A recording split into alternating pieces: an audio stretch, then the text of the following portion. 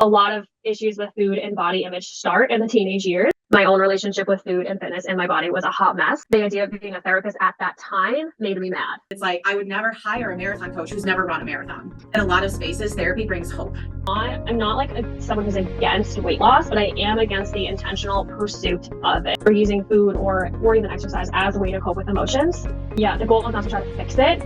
It's just to help them like sit with it and understand how they're feeling. I think exercise as punishment or as a form of self-harm is not talked enough about. Right? Like weight loss does not equal health. If they know that you're willing to be accountable and you're willing to like reflect on things, they're going to be more willing to do that too.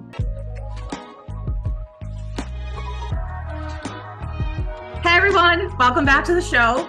This is Teens Uncharted. I'm your host, Charity Chafee. I'm a teen mental health specialist. I work with a lot of high-risk kids.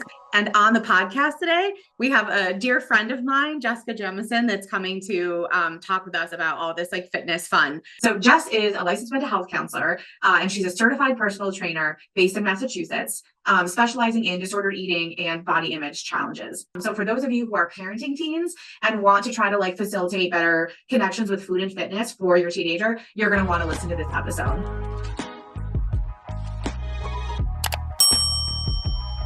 So yeah, I'm Jess. I am a licensed mental health counselor and a certified personal trainer. I spent time working in both industries for, many years of my life. I pursued therapy and then left all my clinical roles behind, pursued personal training for, like 7-8 years. And now I'm in a place where I have my own private practice and I kind of merge the two together. My services are separate. But I bring in movement, to therapy, and I bring in my clinical knowledge to my personal training services. So for therapy, I specialize in disordered eating. I do only see adults, but as we'll talk about, a lot of issues with food and body image start in the teenage years, and a lot of my clients struggled as teens. And then for personal training, I see all ages, and I absolutely love training teens. I think it's a wonderful time to introduce movement and strength training to help just build confidence. It can be really powerful. And I landed here because I struggled with disordered eating and overexercise for, most of my life. Okay, so question for you. Do you feel like therapy chose you or did you choose therapy? Oof. Okay. So I chose therapy, but I think my niche in eating disorders and body image chose me, if that makes sense.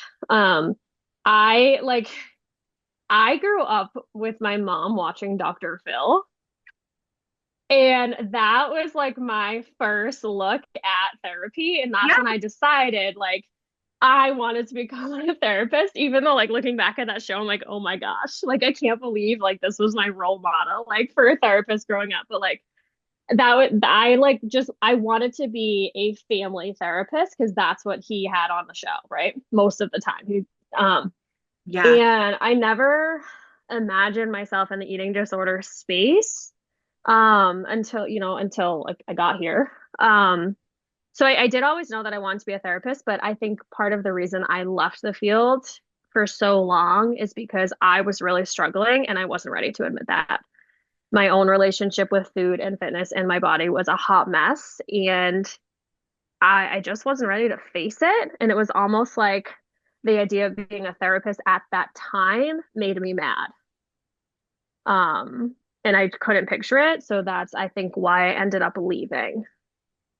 Interesting. If that makes sense. Yeah. It does. It does. And I'm so glad you brought this up. And like, I think one thing that you just mentioned that's like so beautiful is the idea that like we become therapists for a lot of different reasons. Mm-hmm. And I always say to the kids that I work with, it's like, I would never hire a marathon coach who's never run a marathon. Yes. Right? And I think that in this field, even in my training, we're so quick to be like, you leave all your stuff at the door, right? Like you don't bring your personal experiences with you, right?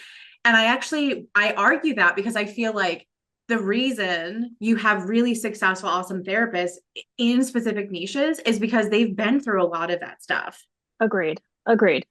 So like when I think about like my specialty, like I was your high risk teen. Like I was Mm, the person who was like, engaging in a lot of destructive behaviors. I was doing all the things, right? Like I was that person. And so now when I sit with teens, it's not just like, oh yeah, I get it. It's like, no, like I get it.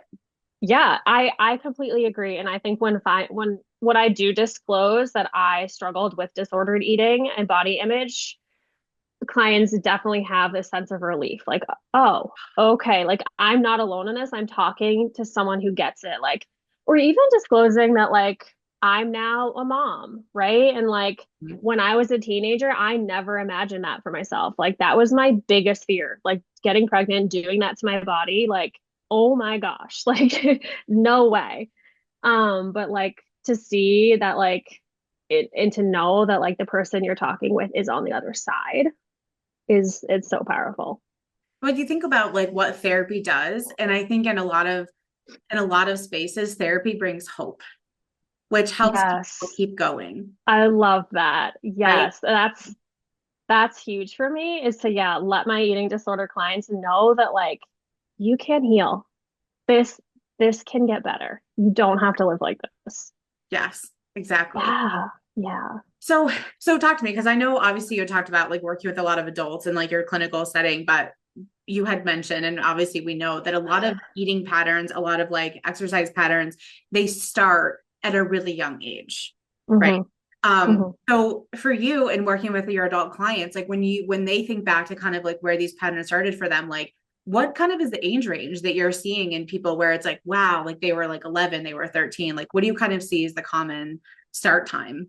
Yeah, definitely the teenage years, but sometimes even younger. Like eight. I'll hear eight.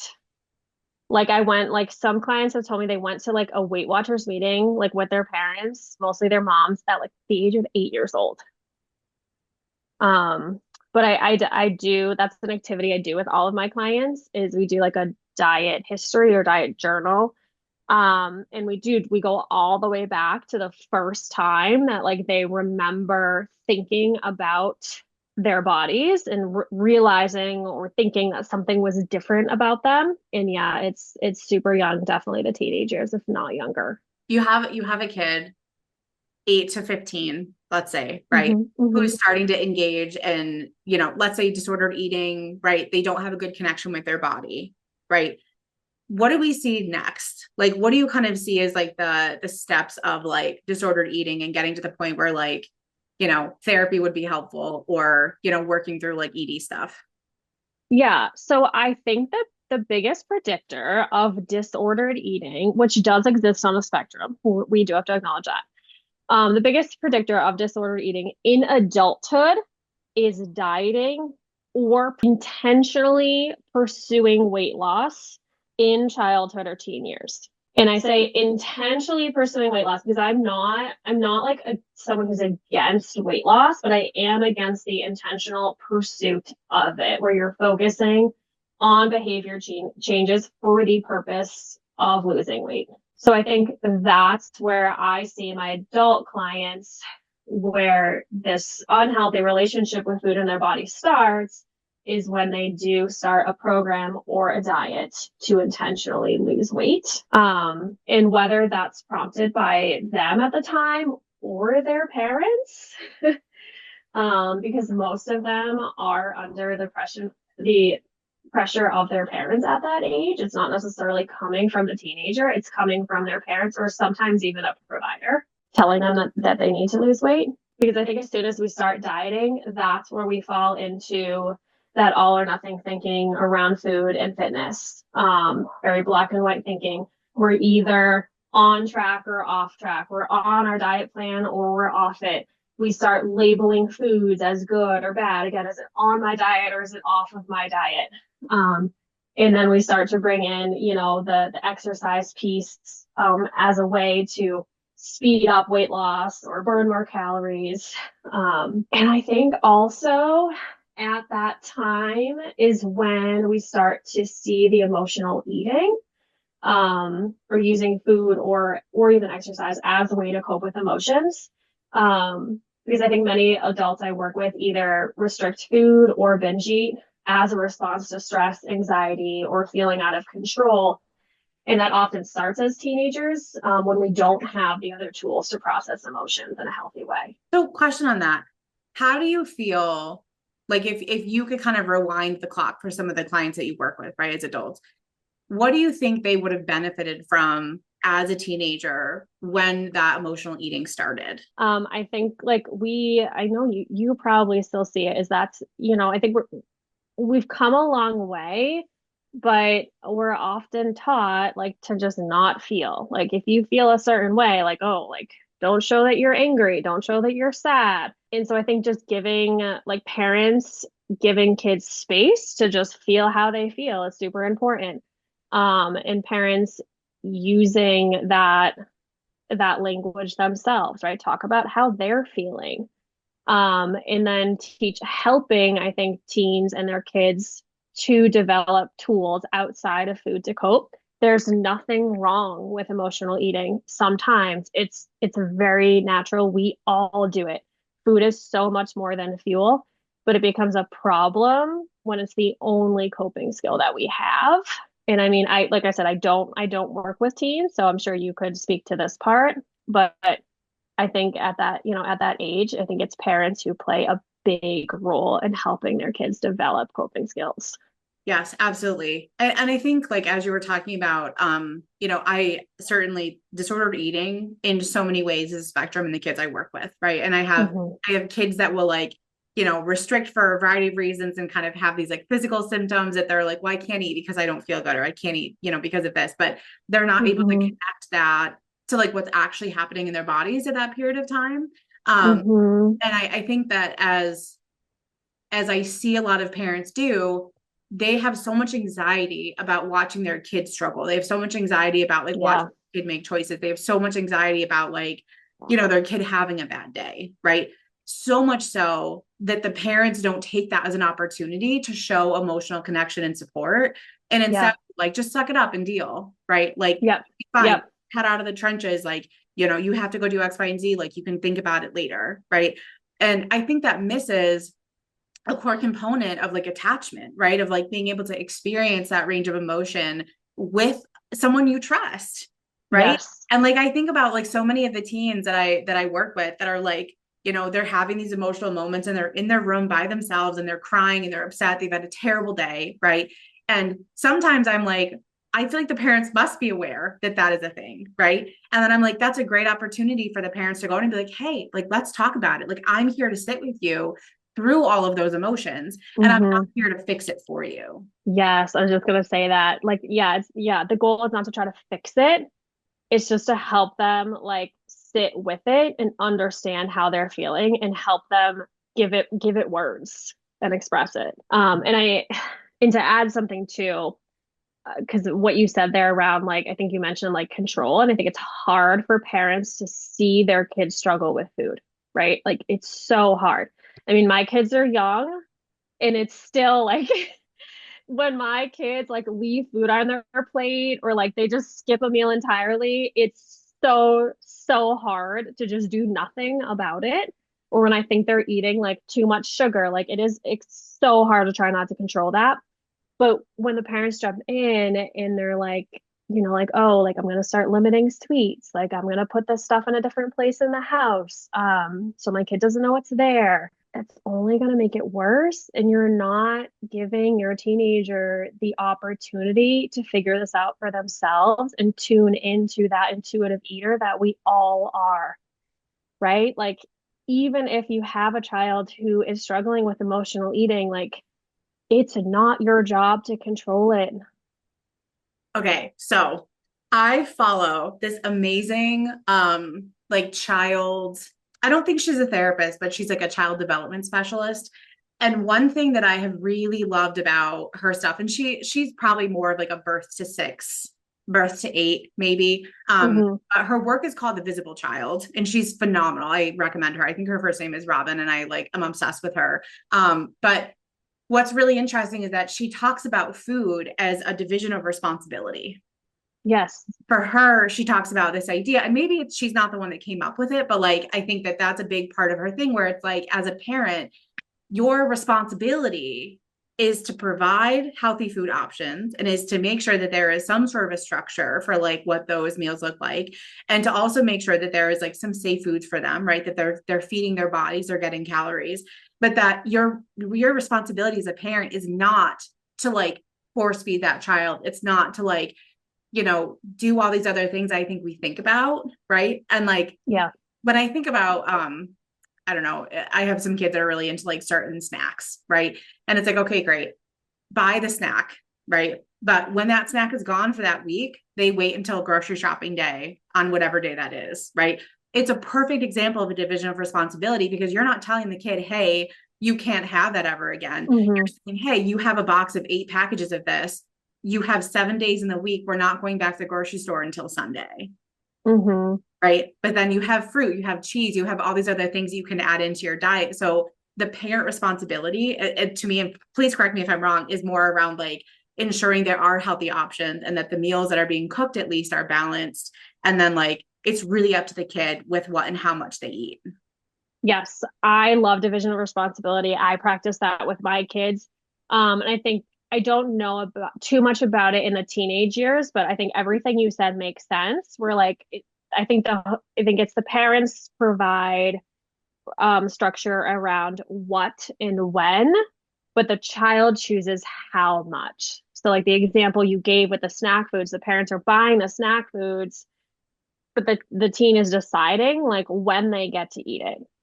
Um, and I think that's super important because the amount of times that I've heard stories of like parents like locking dessert like, pantry cabinets to keep their kids away from dessert, like again, hiding food where like the parents have their own snack cabinet and then the kid has like their own snack cabinet. Like, no. Well, it's interesting because then I feel like you get into this space of like, is that encouraging eating in secrecy? It is Right. 1000%. And that's what we see. That's when I see women who eat in bed, right? They like hide wrappers of candy like under their bed or in drawers, right? Because it's always associated with having to sneak food and hide it as a child. And then we're also, by doing that, we're putting those foods, those bad foods, on this pedestal of like, you can't have these or at only certain times or in limited amounts. And that's only going to make us want it more, Mm-hmm. right? We have to work on like neutralizing those foods. And again, really trusting our teens and our kids that they will stop. They will listen to their body and they will stop. Yes. Well, and I'm so glad you like brought that up because I feel like I say a lot in the work that I do and when I'm chatting with people that like teens are not just mini adults, right? Um, Hmm. they're not just these like smaller versions of humans that have a fully functioning brain. Yeah. We are prepping them for adulthood. And Yeah. I think about at 18, at 16 when you have a driver's license, at 21 when you're at college by yourself, right? There is nobody there to do the food piece. Kind of doing that on your own. You're trying to figure out like what that looks like. Do I want a snack after school? Do I want to stop at Dunkin's? Do I like want all those things? And what's really interesting is that as a society, we often will shame that choice for a teen to be like, oh, you eat out too much, whatever. And maybe that happens in adulthood too. But as adults, we just decide we want to go get a sub and we just go get a sub. Right. So it's that thing where I understand that we're not necessarily teens aren't adults, but we're prepping them for it. And so how do we like help them build healthy habits around like eating out and like making choices that are good for themselves? And you're right. Like there are some weeks I have tacos like 6 times. Right. Love it. I love tacos, but there are some weeks where I have Same. tacos like 6 times. The week after, I have like stir fry and other things that I'm not just going for tacos, but it's like as adults, we're allowed to just like make that choice. Yep. Right. So I don't know if you have thoughts on that, as far as like Yeah. and kind of how that like goes into adulthood, but Yeah, I think again, we're all born intuitive eaters and intuitive movers, right? If we want to talk about the exercise piece too, I truly believe that we all, like, we're human, like we all want to move our bodies. And that's taken away from us. Those skills to really tune into our bodies is taken away as we get older and we're exposed to all of these diet rules, right? Because now we're taught to follow this external rule instead of listening to our own bodies. And I think that's one of the best things that parents can do starting now, right? Or at a young of an age as you can, is to help and encourage your child to tune into their body. I'll say things with my kids like, wow, like mommy's getting really full. Like my tummy's hurting a little bit. I think that's how I know that I'm done. Right. And like my kids now will be like, oh, my tummy's full. I'm all done. And they'll just run out of their chairs and go play. Like it's just not a big deal. Um, Same thing on the hunger side. Like, talk out loud about it. Like, wow, like I'm getting a little hungry. Like my stomach's rumbling. Like I got a slight headache, right? Like, so you're really being that example to your teenagers for how you're tuning into your own body, which is going to help you make a food choice. And encouraging them to do that too, versus, saying things like, I can't have that. That's not on my diet. Um, Phrases like a minute on the lips, forever on the hips. Like I heard that growing up. Um, all of that again is that external rule that you're following that your kids are going to pick up on, right? When we really can be encouraging them to listen to their own bodies.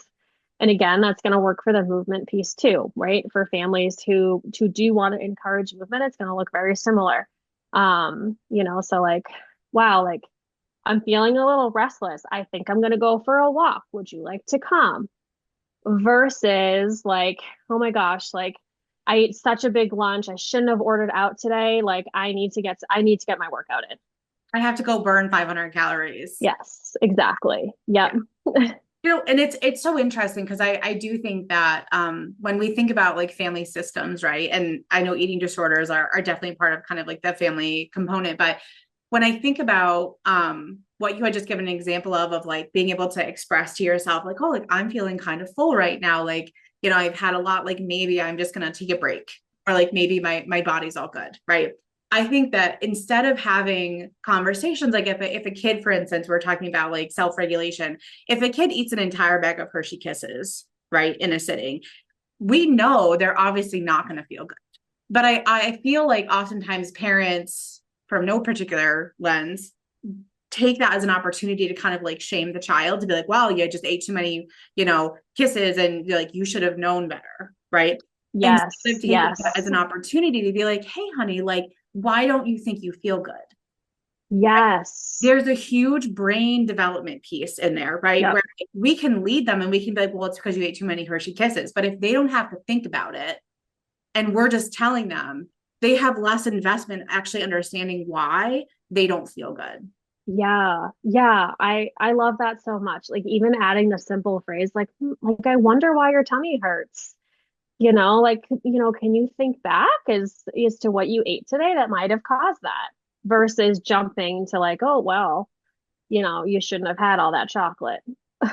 Well, and I think the same thing about exercise. And I want to talk more about this too, because I think that instead of finding ways to support, I do think there's a lot of shame with food and with like exercise and fitness.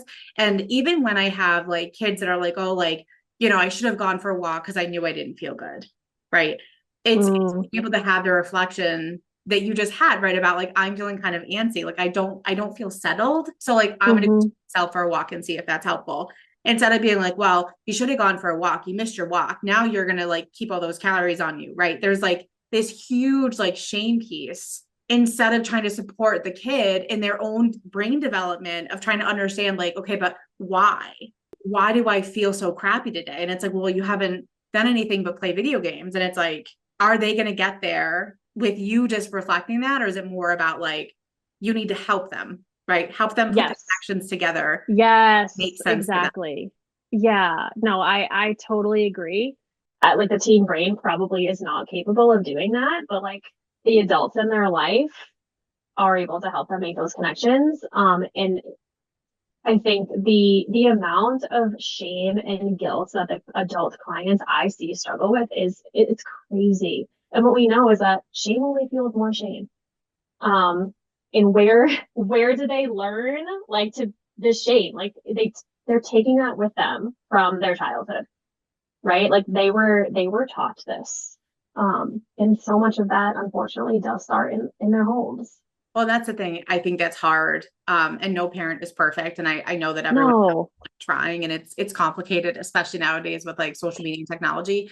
And I do think at the same time, when we think about habits and behaviors that are present in adulthood, they come from what was role modeled in their home, right? Exactly. So having Exactly. someone who's willing to reflect on that and step outside, like they're working on breaking that cycle. Yeah, exactly. And like I have done so much of that work because I grew up with a mom and a dad and family members who were always on a diet. Always. Like my mom would talk so often about being fat, feeling fat, trying to lose weight, like constantly, like aunts, cousins, like them too. I was surrounded by it. So like looking back, it's like, oh, no wonder I struggled so much. So I worked really hard to start shifting those messages for like my own kids. And again, I'm definitely not perfect. Like I get it wrong too. But yeah, I think that the biggest thing like our teams are picking up on is the way that we're talking about ourselves, about food, about fitness. Yes, absolutely. So, we're going to jump into fitness because I have so many Sure. questions for you about that. But I wonder kind of like what you see in relation to the fitness space, especially if you have someone who hasn't been like really physically active. Because I feel like there's a lot of teenagers that I work with that don't know what that looks like. They're nervous about it. They like don't have Mm-hmm. a family that comes from like the fitness space. And I think that as a nation, if I'm wrong, I think I'm right, but I think as a nation, we are like fully under exercising and like not meeting our own kind of like physical needs on like a daily, weekly basis. Yeah, I would agree with that. Um, Most of my clients come to me and they are in that space of like, I wish I was exercising more. Like I wish I had a fitness routine that I could stick to, right? Like I start, I stop, I start, I stop. Um, What does that mean? When someone does that, what is that? What do you feel like that behavior is kind of telling them, or what should it tell them? ooh. I think that we jump to there's something wrong with us, right? Like there's something wrong with me that I can't stick to this routine. I can't do this. I don't have enough willpower. I don't have enough motivation. But I think what it's really trying to tell us is we're not taking the right approach. It's not you. There is nothing wrong with you. There is something wrong with your approach. And that typically means that they're trying to force themselves to do something that they don't really want to be doing. Or again, it's a very externally motivated. It's something that they feel like they should be doing, and that's why they're trying to do it versus what they want to be doing, what their body needs them to be doing. I swam for 14 years competitively, right? And for me, that was really the only sport my family did because we were all swimmers. For the most part, the last like 5 years of my swim career, forced myself to go, and I hated it. I hated it. Oh, Right? I yeah. loved the team. I really enjoyed the meets, but I hated the practices. So then I got into college, and I was like, okay, I want to do something totally weird that I've never done before. So I got into riding horses, right? That was something for me that I didn't have to force myself to do. I would have been on in the saddle 6 hours a day had I been able to, right? Like Mm-hmm. obsessed.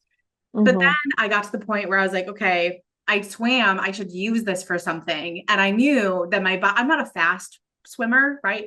But I am a distance swimmer in the same way where I'm a distance biker and I'm a distance runner, right? Those were things to me that I was like, oh, this is super functional because it matches my body and it matches something that I'm good at, right?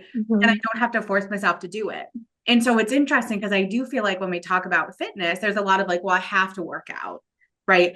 And we're not focusing enough on helping people find exercise and physical fitness and physical movements that really align with who they are and what they Yep. enjoy doing. Yes, I totally agree. And that's the first when a client comes to me and tells me like I really want to be moving my body more or exercising more because they're not saying they want to move the body Yeah. more. That's language I try to get them to use, but that's not what they're saying. Yeah. Um they're feeling very ashamed that they're not exercising enough. That's the first thing like we need to do. And I think you can start figuring that out as a teenager. Like the one thing I say my parents were really, really good at is they weren't very good at encouraging us to try tons of different sports. Like I grew up, I played everything. I did everything. Like I did softball, I did basketball, I did swimming, I did figure skating, like anything you can think of, I did it. And I eventually settled on tennis. And I grew up being a tennis player. That's something that like I loved. Um, but then over the years, as I got in the trenches of like my own disordered eating and body image stuff, I would start working in things that I didn't like, right? So like I also did track in high school. I hated track. I hated running. Like I hated it so much.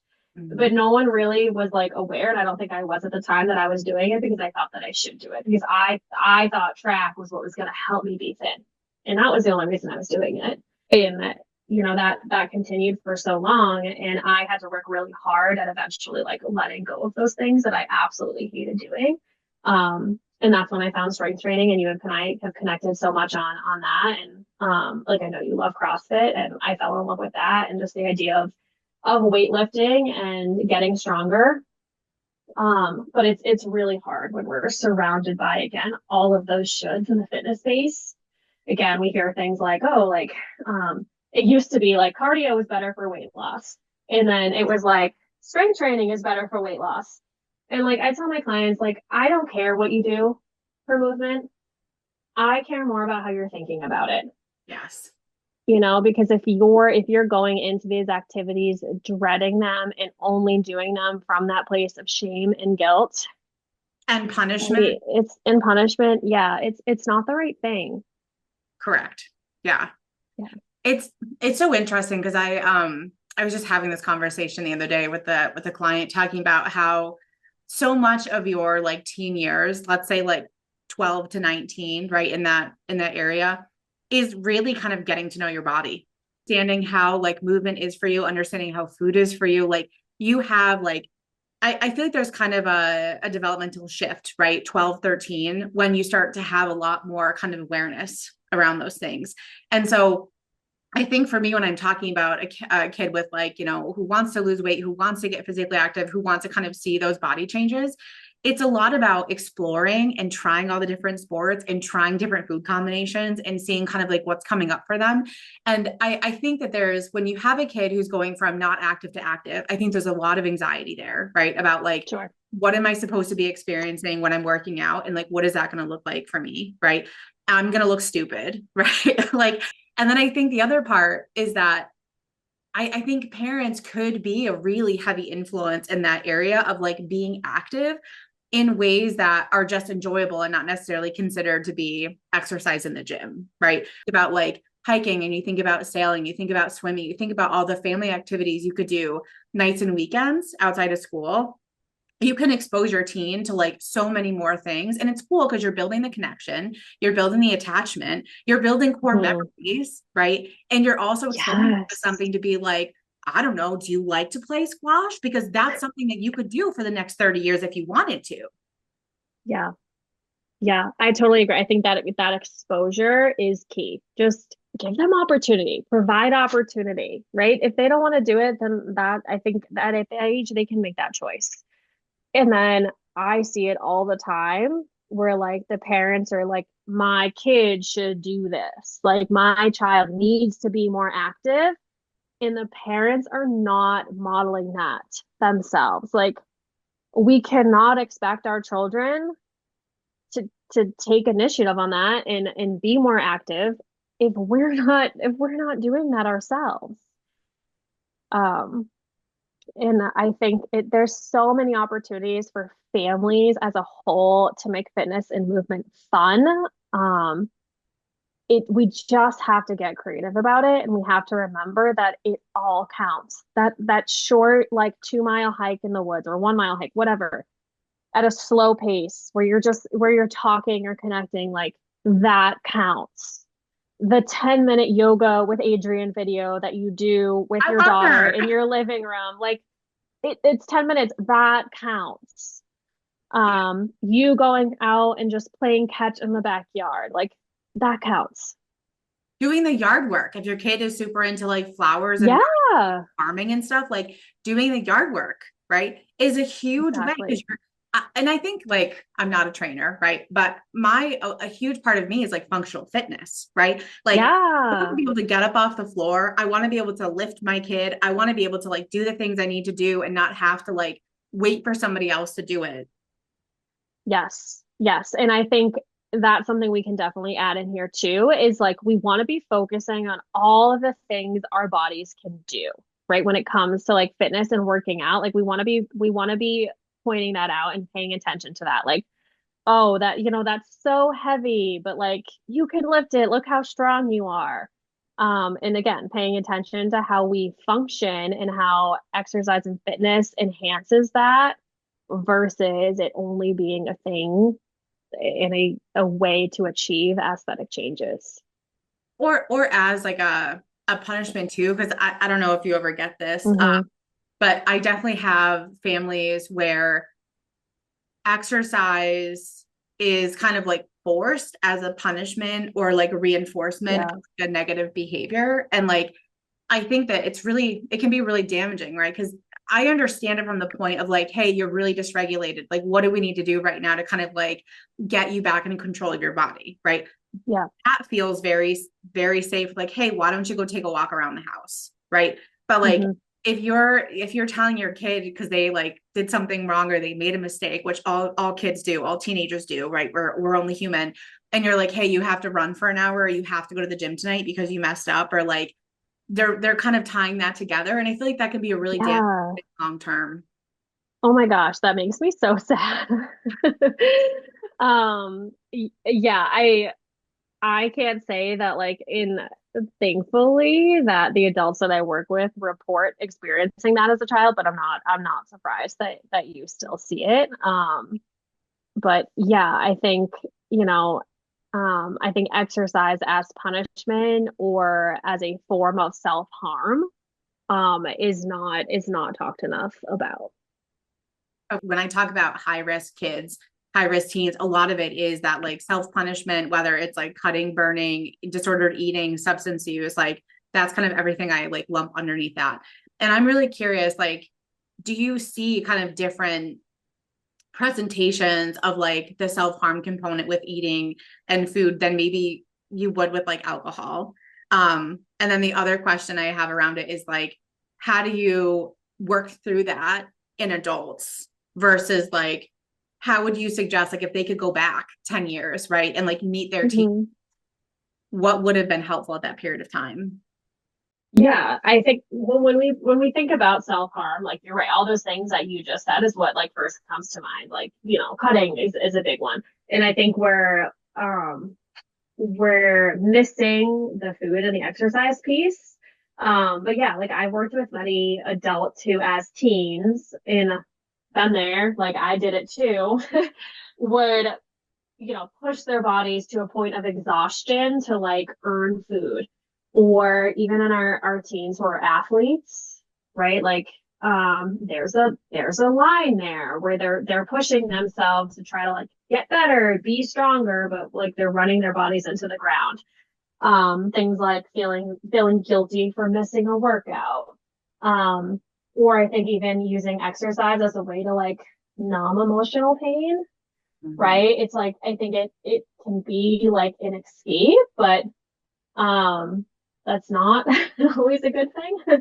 Um and the hardest part about recognizing it is that it's seen as healthy, right? Like it gets rewarded instead of flagged as a problem, right? Like, oh, like, you know, you're in the gym again. That's a great thing. Like I used to get that all the time. Like, wow, you're here again. Like, good for you. Like, and I was on like 2+ hours on the elliptical and I would get praised for it.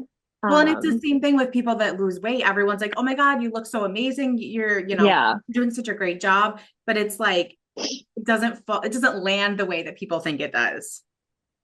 yeah, no, yeah. I'm a huge fan on not a huge fan of not commenting on people's bodies because you don't know the full story. And you don't know if they got there again from that place of like punishment and self-harm.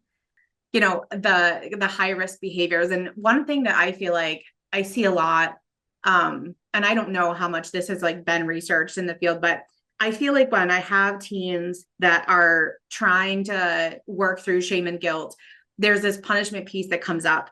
And I feel like because of that, kids kind of search for the thing that's going to make them feel better in those moments. There's a lot of kids that cycle through, like they try some substances, they try self-harm, they try some like high risk sex practices, they like over exercise, right? They restrict food. They're like doing all these things kind of like self-sabotage. And I wish we had a better maybe spectrum or like understanding of like how all of those things are connected, because in my practice, I see it, right? I see a kid who like experiments with cutting and then there's a lull, right? And then the next time it comes up, now they're restricting their eating because they want to see how that feels, right? Yeah. And then there's a lull. And then they're experimenting with substances because they're like, oh, maybe this is the thing. So I don't know how much you think that is like in the adult population, but Yeah, I mean, I think you're right. Like we're just experimenting things that are going to make us feel better, right? And when we look at behaviors such as like purging or even binging, right? yeah. It does make us feel better in the moment because we wouldn't be doing it if it wasn't serving us in some way. Yep. So it is definitely that temporary relief that we're after. And then comes that cycle of shame and guilt for engaging in that behavior, and we start the process all over again. And so here's the thing, because I'm going to tie it back to what we had talked about before. So many of the teens that I work with have such a hard time sitting with heavy, ugly emotions, right?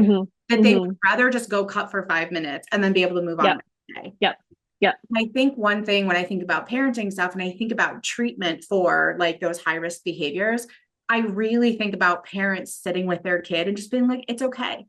Yeah. You're in this moment right now and you're having these feelings and like, it is okay. Right. Yeah. Trying to rush it and not trying to fix it and not trying to solution problem solve it, but just being a witness. Right. And allowing that kid to kind of like filter through that. Cause inevitably, right. I worked in residential. I saw this all the time. Right. I saw kids go from, like cutting in their bedroom or engaging in some sort of thing to sobbing in my office. Right. And the more we can offer that cycle, the faster I feel like it gets. And then eventually you have a kid who can do that on their own. Yeah. Yeah. I agree. I think one of the biggest things I see in the adults that I work with is they do not know how to sit with their feelings. It's huge. And I think that's so much of the work that I do is really helping people do that. I absolutely agree. Okay. So tell me, I obviously I work with lots of teens and some of them have like never been in the gym before. Right. Okay. Yeah. For me, what I realized in my CrossFit journey is that I get really, really anxious during certain things. So much so sometimes that I'm like, oh, I'm just not going to do this workout because I'm just like, I'm too anxious about like doing this thing or trying that thing or whatever. And I think that a lot of teens struggle with how do I get from the mindset of like, I don't know what I'm doing and this is too hard, into like allowing yourself to practice and fail, allowing yourself to experience like the physical distress, right? Yeah. To workouts, right? Yeah. Do you have thoughts on that as a personal trainer? I think that is like it's normal, right? Like I think let's just normalize that. We've all experienced it. You said you have experienced. Like I remember going back to my early gym days and being in that same exact spot. Getting curious about that anxiety is big. Like again, just using those phrases like I wonder what's going on for me right now. I wonder why I'm really anxious about that movement. I wonder why this is scaring me so much. And just in the most like non-judgmental way possible, just get curious about why you're feeling, right? And where this could be coming from. I think finding gyms. And I will say, like, this is not easy, but finding gyms who provide that welcoming atmosphere that are not all about weight loss, that don't have scales in every single corner, that don't have signs, about like the paleo diet posted all over the gym, who truly are non-diet, weight inclusive spaces, like, and not just using those words because they're trendy. Because I think where if you can find a place where like you're able to see that like you fit, like there are other bodies like you, can be just really comforting. So I think that's really big. And again, easier said than done out there. Um, and I think sometimes like again, we jump to that fitness needs to be at the gym, and maybe we're just not ready for that, right? Like maybe we just need to build a little bit of confidence with like at home workouts first. And just accept that like that's where we're at. We're meeting ourselves where we're at. That's okay. Because I think the more pressure that we put on ourselves to get into a gym and to feel comfortable and confident in the gym, it's only gonna make it worse. Mm-hmm. And I think there's again, fitness can mean so many different things. And if that's just not where you're at, it's okay. Yes. Well, and like, you probably know more of the research on this than I do, but I know that I've heard and read about just like literally how impactful walking is for fitness. Yeah, it's the best. Right. Yeah. And sometimes I'm like, we discount the idea of taking a walk. Right. And I would rather someone take a 30-minute walk than just like not go to the gym because they're too intimidated by X, Y, and Z. Exactly. Yeah, that's what I meant. Like it's okay. Like I understand, like I want my clients to have like long-term goals. But if we're just not ready for that, that's okay. We have to take the pressure off of ourselves. Like I can't tell you how many times like I've worked with women who are like, I want to get back to the gym. I want to get back to the gym. I'm gonna do it this Monday. And then they come, they're like, I didn't do it. Okay. Well, I want to try again. Like I swear, by next session, I'm gonna go at least once. Like I'm gonna make it happen. I'm gonna text my friend and we're gonna go together. And they come, I didn't do it. And then we get to this place where we're like, can we just put that down? Like, can we just let it go for now? Yes. And then 2 weeks later, they're like, oh my gosh, I made it to the gym 3 times. See, and that's a thing. Like, Because you took the pressure off yourself to do it. and at the same time, like meeting yourself where you're at might mean that right now you don't like spending time in the fucking gym. Right. Like, Yeah. that is okay too. Like I hated swimming, knew it was good for me, still went because I wanted the team component. Right. Yeah. Don't regret any of the time I spent there. Loved it. Right. Like when I think about it and look back, I'm like, I'm so grateful that I like had the experience. And at the same time, for me at that point, I think I did want something different, but my access to it was pretty limited based on my like, family of origin, right? Think about kids who are really struggling and they're like not able to make the goals happen. Instead of like getting down on yourself and being like, I'm terrible, I didn't make this thing happen and I'm worthless and I'm such a bad human and I can't stick to anything, right? Move the fucking goalpost. Right? Yes. Like move the goalpost and shift it to be something that just like fits you with where you're at. And I don't care if that's hiking every day. Yeah. Like, do not care. I don't care if that means you're like, doing a floor workout or like moving around your room every day because you want to move and you want to like push heavy shit, but you don't want to like go to the gym. Yeah. Yeah. It's the wrong goal. Like, and that goes back to what I said earlier. Like, there's nothing wrong with you. Like, it's the approach that you're taking. Yes. And I think that's a thing, like using that as a way to give yourself feedback and reflection rather than means to judge yourself for being a failure. Yeah. Yeah. And again, I think it's great. I think it's a wonderful goals to have to get to the gym if that's, truly what you want. And I think there's also ways to start small. Like I wish that like, as a teen that like my parents just took me to the gym, right? That they were like, oh, let's just go in and see it. And then we'll leave.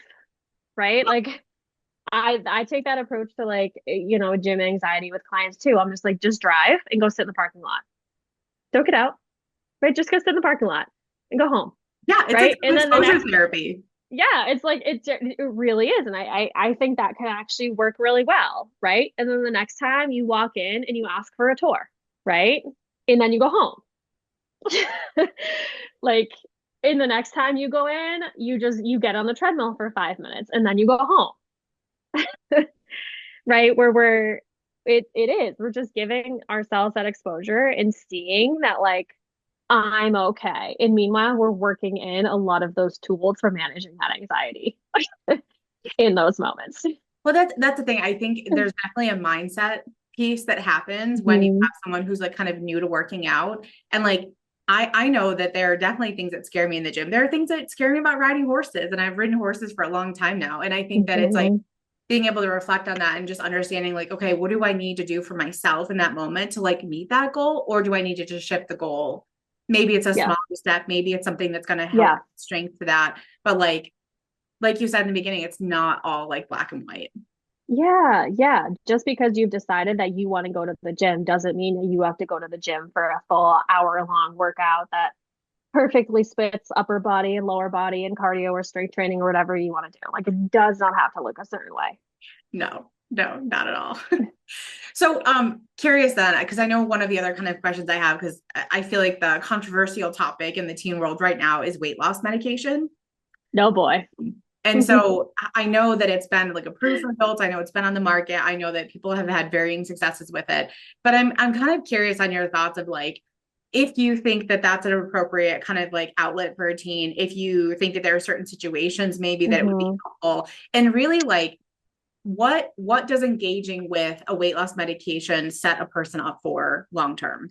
I'm not a doctor, so I cannot Same. speak to this from like, yeah, we cannot really speak to this from like a medical perspective, but I can speak to it in regards to mental health.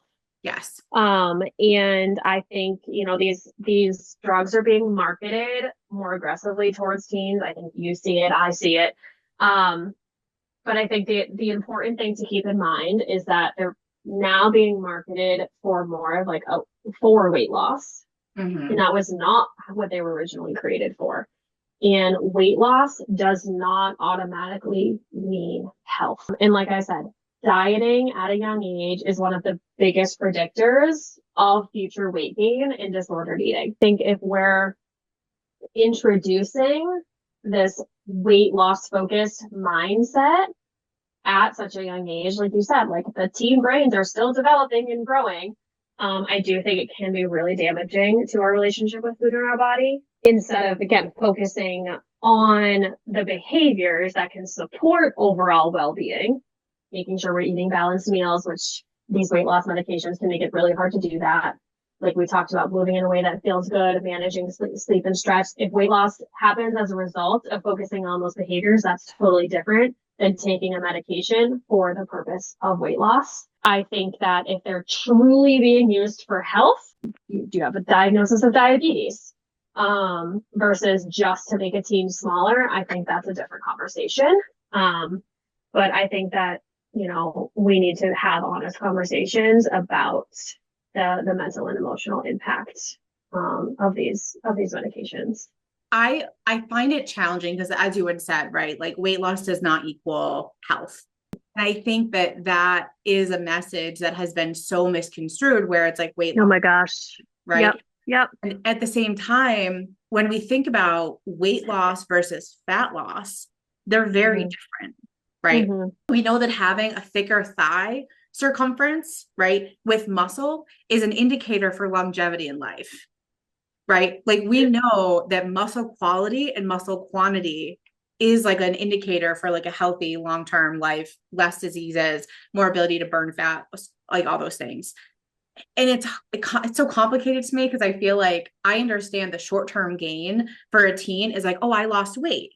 Great. But I also feel like we don't necessarily have at this point in time the long-term research of weight loss, weight gain. We don't have it based on like bone density scans and muscle mass loss and all these other pieces that I just think are really important. And so I think that in some situations, right, like you had said, like the diabetic thing, right? Sure. Does it make sense to maybe start a med like that? It could be. I think that the other thing is that it sends a message. My worry is that it sends a message that I can't lose weight without this medication. And that now long term, anytime I go off the med and I gain the weight back, I'm going to go back on this medication to like lose the weight again instead of like really committing to understanding your body and what it needs in order to like be in a safe place. Yeah, I agree. I just don't think we have enough research yet, right? Because I think from what I see in adults taking it, as soon as they come off, they have a really hard time. They really struggle. And it's crazy now that I've even had doctors start warning like their patients, because the clients report this to me, that like there's a expected rebound weight gain after you come off of these medications. And they're now like, I think it's great that they're being very open and honest about that, but you're right. Like it starts this yo-yoing of ups and downs with our weight, which is actually more dangerous for our health than just being in a larger body. And I guess I would just encourage and I'm not really against them or for them. Same. It depends, right? Like that's such a therapist answer, but something it's not even talk out though, because I really feel like every situation is different. I genuinely believe that. And the one thing I'm always very open with my clients about, I do not live in a larger body. Like I am a straight size white female who has experienced thin privilege most of her life.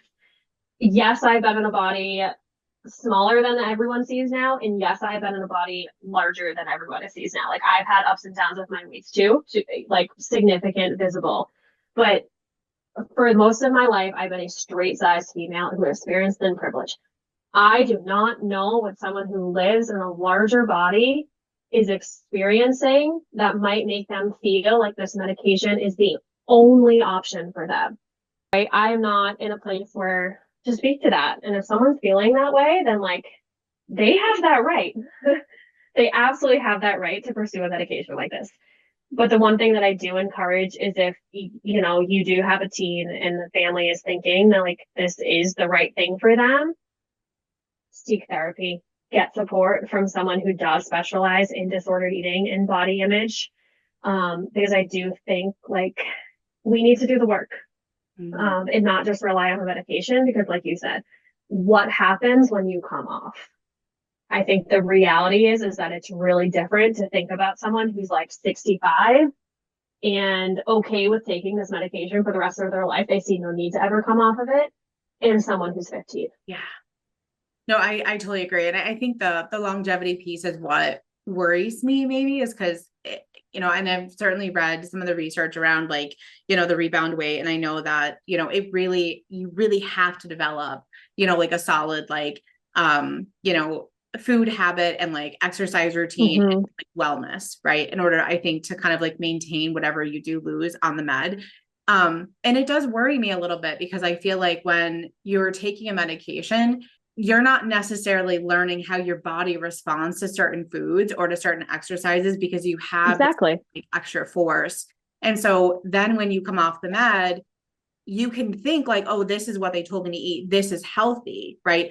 But the body of someone that has PCOS versus the body of someone who has, like another like diabetes, or just, has like a calorie problem, right, is very different. So something healthy for a PCOS body is very different from someone who needs something else.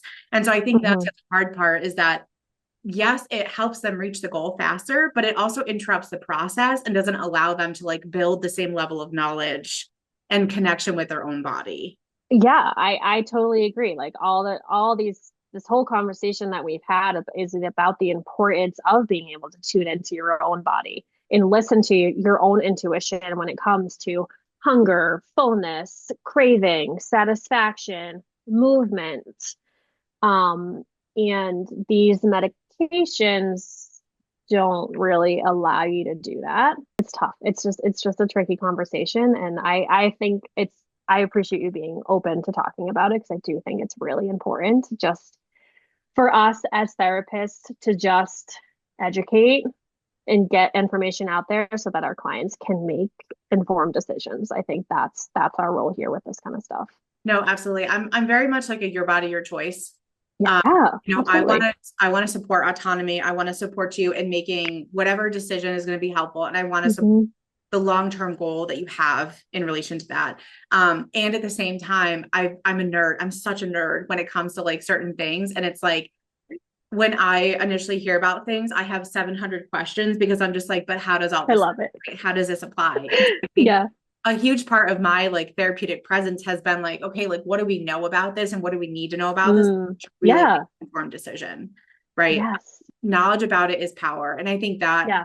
that is like the concern is like, how much are we talking about this in therapy, right? How much are Hmm. people even aware that some of their teens might be on weight loss meds? How are we talking about it as a family when we're making a decision to Mm. put a kid on a weight loss med, right? Yeah. Um, Yeah. so it's so tricky because every person is different, every case is different, right? Like I would never say there's like a blanket statement. But I think there are like considerations for the future if that is a decision that like a family makes. Exactly. Exactly. Yeah. Do you have kind of like I don't know, like recommendations or things that like would be helpful for like parents of teens or like providers of teens to kind of keep an eye on? I think there's lots of them, and I think we've already addressed many of them, but I think the big ones, or we'll just run through those real quick. Excessive exercising, right?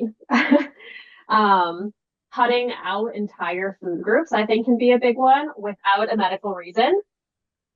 I've also seen that especially teens and young adults will all of a sudden make up a medical reason that doesn't exist, Yep. right? Like you're all of a sudden like you're gluten intolerant, right? And but you weren't really last week. Um, if you really are, then obviously like please don't eat the foods that you're sensitive or allergic to. But I think because that's so accepted as a reason to cut out entire food groups, I think we kind of make that stuff up. So yeah, cutting out certain food groups, excessive exercising. I think avoiding social situations that involve food. Mm, So teens getting anxious around parties and restaurants, places where they have to order food themselves, go up and order food themselves. Um, and then kind of an obsession with weight, calories, clean eating, can be red flags. mm, Um, I think a heavy focus on, especially for our athletes and our males, or anyone who identifies as a male, an excessive focus on muscle building. Because I think we often think about eating disorders as an obsession with getting thinner, and that's not always the case. The obsession with like putting on mm, muscle, yep. yeah, and bulking, like I've heard stories of like my clients' sons will like in one sitting drink an entire like half gallon of milk to simply get the protein. And I'm like, this isn't like that's not okay. And then frequently body checking in the mirror and making negative comments about our bodies is obviously a big one. Skipping meals, right? Like if all of a sudden like your teen loved breakfast and then the over the past couple weeks you've noticed they're saying like they're not hungry in the morning and they're skipping breakfast all of a sudden, like those kind of things can definitely be red flags. And like, what do we do? um the best approach is just like be as open and non-judgmental as possible. Like instead of saying like, why aren't you eating? Right? It's something like, hey, I've noticed you seem really stressed about food lately. Do you want to talk about it? Yeah. And just creating that safe space for them. One thing so that kind of hit a nail on the head for me because I feel like part of our job as a parent and even as a provider, right, is helping them craft a narrative. And I think that when you have a kid who all of a sudden their eating habits change, they may not necessarily be entirely sure about why that is, right? We can go up to them and we can say, hey, like I've noticed that you've been really stressed about breakfast. Like I want to chat more about that. Like, can we talk about it? Not only are you saying like, hey, I've noticed that something has been off and I care enough to come up and talk to you about it, Yeah. right? B, I've labeled what I see that behavior as, right, as stress. And I've given a specific example of like breakfast, right? So there's actually Mm-hmm. a lot of containment in that conversation around support and witnessing and just being there to be like, hey, I want to help understand what's happening for you, right? Mm-hmm. And kind of giving them a narrative of like how other people might see it so that they can help build their own internal thing too, to be like, Is that true? Yeah. Yeah, I have nothing more to add there because you just like worded all of that beautifully. Amazing. I love it. I love it. Here's another question. One of my last questions for you is when you have a parent, right, who is actively trying to parent a younger child or a teen, and they realize that they have food rules or an unhealthy relationship with food and exercise, right? How do they go about shifting that within the family in a way that feels Mm, sustainable? yeah. Yeah. I think first step, like recognize it and own it. There's been so many things that like I've apologized to people for saying, like, and for believing, right? Like I used to say things all the time, like, oh my gosh, I look so fat today. Um, right? Like I used to talk, about actively losing weight. And I think I've just come out and I've been like, that wasn't okay, right? Um, and so I think being mindful and aware of your own language. And then, like you said, I think you can slowly start shifting the way that you're talking. I think educating yourself around movements such as body neutrality, health at every size, anti-diet, weight inclusive approaches can really help you do that. Because you're right, like our teens and our kids are absorbing everything. So I think it's just how start shifting the way that you're talking about it. So instead of saying something like, I need to lose weight, right? Maybe we say, I want to feel stronger and energized in my body. Instead of saying like, I can't eat that, maybe we're shifting it to, I'm going to eat what feels good for my body today. Or that's not in my diet. Like maybe we just say, I'll pass.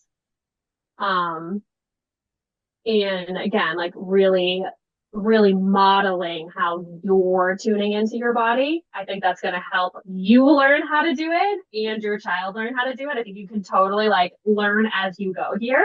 I think as a parent, and this is what I tell parents all the time, is that you don't have all the answers. And I think that there is like such an amazing vulnerability when parents can say, you know what, I like messed up, or like I don't I've Yes. been doing this, and like really having those honest conversations, Yes. especially when you have a kid who is like 12 to 18, because they already fucking know it. They know, Yeah. right? So if you can actually come out and verbalize that, they're going to be like, Hmm. oh, yeah, I trust that. We have the same reflection now, right? So it's Yeah. easier to then have that collaborative conversation. And if they know that you're willing to be accountable and you're willing to like reflect on things, they're going to be more willing to do that too. Yes, exactly. Yeah. I don't think there's anything wrong with owning, right? Some of the stuff that you've been doing and saying, like, what, I've realized this isn't okay. And I'm gonna do things different now. Right. Yeah, yeah. There's really is some great like books and research articles on there. Like I have a ton of blog posts on my website about again those kind of like up and coming approaches like health at every size and body neutrality. And I think just education and creating a space in your household where we're open to those kind of things, where we're just open to hearing about new perspectives and new ways of thinking about things and just having open, honest conversations about it.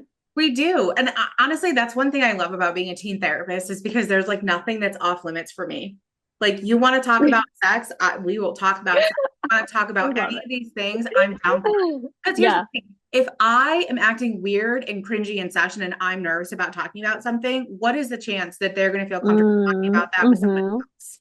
Right? Yeah. Like I'm down. I've talked about it all. There is not a single thing someone can say that's going to be like weird or offensive or like cringy to me. Like I want to talk about it. Yeah. Yeah. So You're making me want to work with teens again. they're the best. They're like literally the They best. are. I'm They like are. obsessed. I'm obsessed. So I just honestly couldn't picture myself working with like another population because I'm just so ingrained in it. And it's like I will be 90, It's amazing for you. like rocking working with my teenagers. They're gonna teach me how to be, like young and lit at that point because I'm gonna be so old, but like it'll be fine. Love it. Can picture So it. I'm kind of curious, like, what do you feel like is next for you? I know you're kind of doing lots of different things right now, but what do you want to build towards? What's your kind of like dream? Yeah. So my dream continues to be merging physical and mental health. Right now that's really hard because I am insurance based. And insurance doesn't pay for things like personal training and anything fitness. But that's what I envision. So moving into more integrating movement as a modality for healing, somatic therapy, and then getting into the trauma-informed personal training. I mean, I'm obviously like educated around trauma, but I think developing like a deeper understanding of trauma and how it can affect someone's ability to engage in fitness and exercise is really where I want to go next, and continuing to create those safe spaces for people that I talk about are really hard to find. And I think I have my Facebook community, Dumbbells and Donuts. Growing that is definitely on my radar, and it is slowly growing, and that's it's just a space for adult woman food, fitness, and body image support. So anyone who maybe resonates with some of what we talked about and are thinking of kind of making some of these shifts, I want that to be a really great resource for those women. It sounds amazing. And I think even like, I think about the clients, like the teens that I work with, right? And how much like supports like that could mean to the parents, just helping them kind of understand like what's happening for them. It's just, I mean, I'm so excited about what you're doing, and I like can't wait to do more. Thank you. Thank you. All right, everybody. That is it for us today. Please check out Jess's links below and comment, react, subscribe. I'd love to kind of hear what questions you have for future podcasts.